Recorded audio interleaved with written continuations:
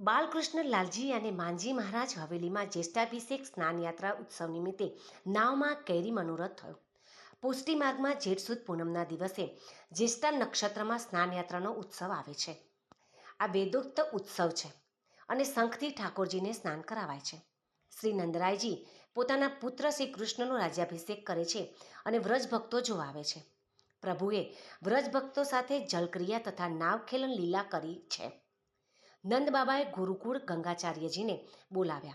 રાજ્યાભિષેકનું મુહૂર્ત કઢાવ્યું. જેઠ સુદ પૂનમનું સુંદર મુહૂર્ત આવ્યું. નંદ બાબાએ બધા વ્રજવાસીઓને આમંત્રણ આપ્યું તેમજ રાજ્યાભિષેક માટે બધી જ પવિત્ર નદીઓના જલ મંગાવ્યા. જેઠ સુદ પૂનમે સૂર્યોદય પહેલાં પ્રભુને સફેદ ધોતી ઉપરણા પહેરાવી સિંહાસન ઉપર પધરાવ્યા.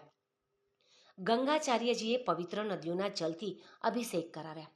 ઋષિ મુનિઓએ પુરુષો સૂક્તના મંત્રોચ્ચાર કર્યા. આ અભિષેક જ્યેષ્ઠા નક્ષત્રમાં થયો હોવાથી તે જ્યેષ્ઠાભિષેક કહેવાયો. વ્રજવાસીઓને ઘણો જ આનંદ થયો કે નંદકુમાર હવે વ્રજરાજ બન્યા. તેઓએ નજરાણામાં ઉત્તમોત્તમ કેરીઓ પ્રભુને અંગીકાર કરાવી. આ નિમિત્તે દરેક વર્ષે હવેલીમાં અનેક વિવિધ મનોરથો થતા હોય છે અને એ મનોરથના દર્શનનો લાભ વૈષ્ણવો ખૂબ મોટી સંખ્યામાં લેતા હોય છે.